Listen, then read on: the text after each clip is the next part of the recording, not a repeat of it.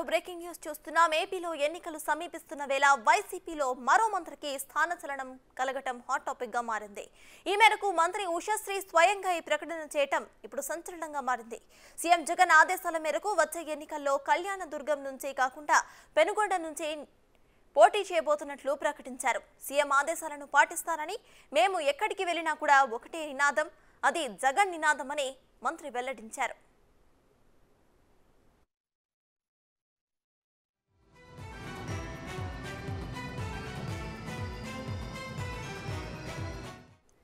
ఇన్ని రోజులు కళ్యాణదుర్గం ప్రజలు ఎంతో ఆదరించారని, వారి రుణాన్ని ఎప్పటికీ తీర్చుకోలేనని మంత్రి అన్నారు. సామాజిక వర్గ ఈక్వేషన్స్ లో భాగంగా కళ్యాణదుర్గం స్థానాన్ని బోయలకు కేటాయించాలని నిర్ణయం తీసుకున్నట్లు ఆమె తెలిపారు. ప్రజలు ఎక్కడైనా సరే జగన్ని ఫ్యాన్ గుర్తునే చూస్తున్నారని ఉషశ్రీ స్పష్టం చేశారు. ముఖ్యమంత్రి గారి ఆదేశం మేరకు కళ్యాణదుర్గంలో వాల్మీకి సామాజిక వర్గానికి చోటు కల్పించాలి అనే ఒక నేపథ్యంలో ఈరోజు పెనుకొండలో నన్ను పోటీ చేయమని అంటున్నారు. ఖచ్చితంగా పెనుకొండ నుంచినే పోటీ చేస్తున్నాం. అక్కడున్న ఒక్క కామన్ ఫ్యాక్టర్ ఏంటంటే Jagananna party fan symbol.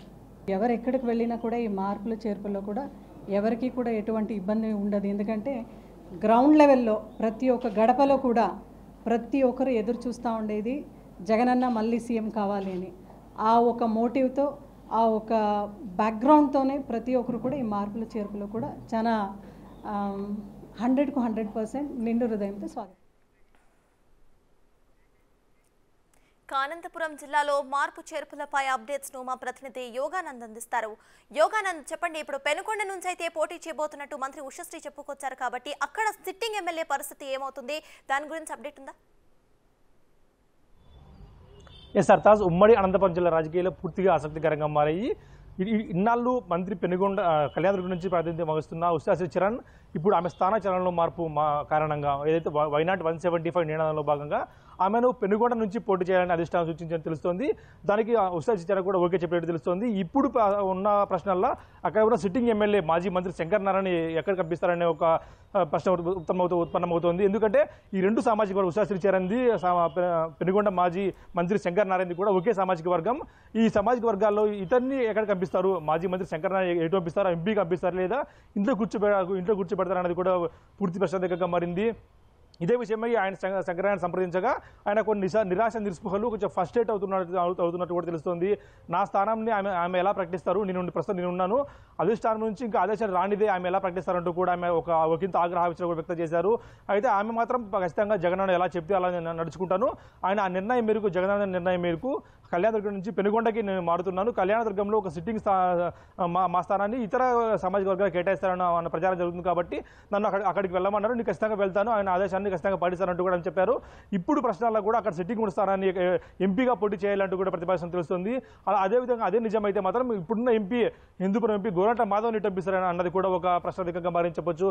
గోరంట Madhav కూడా తీవ్ర నిరాశ నిస్పృహలో ఉన్నాడు. ఆయన నా సీటుకి ఎవరు ఎసరు పెడతారో లేదా ఆయన పత్తికొండ కేటాయిస్తారంటూ కూడా ఒక ప్రచారం జరుగుతుంది.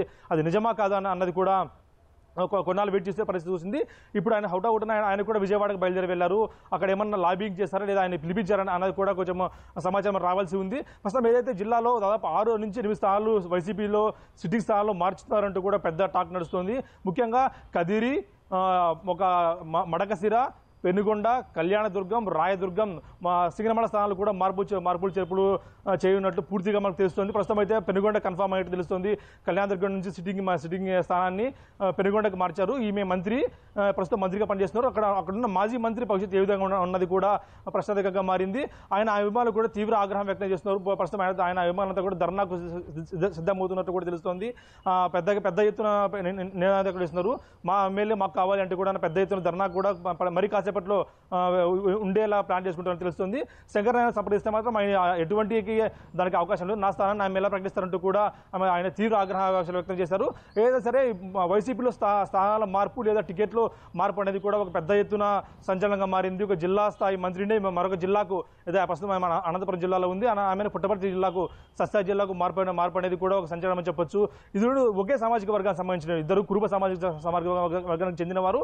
ఇద్దరిని సీటుకి మార్పు చేయడం ఏ ఏమిటి అన్న ప్రశ్న కూడా ఉత్పన్నమవుతుంది. ముఖ్యంగా కేవలం 2 స్థానాలు మాత్రమే ఇప్పటికి కన్ఫర్మ్ అయితే తెలుస్తుంది. తాడిపత్రి, ధర్మవరం మాత్రమే ఇప్పటికి కన్ఫర్మ్ అయితే తెలుస్తుంది. మిగతా అన్ని స్థానాలు కూడా మార్పులు చేర్పులు ఉండే అవకాశం ఉంది. కాబట్టి వీటన్నిటి ఎలా అనేది కూడా ఒక ప్రశ్నగా మారింది. 8 నుంచి 10 స్థానాలు కూడా పూర్తిగా వైసీపీ ప్రక్షాళన చేసే అవకాశం ఉందంటూ కూడా వార్తలు వస్తున్నాయి. సర్తాజ్.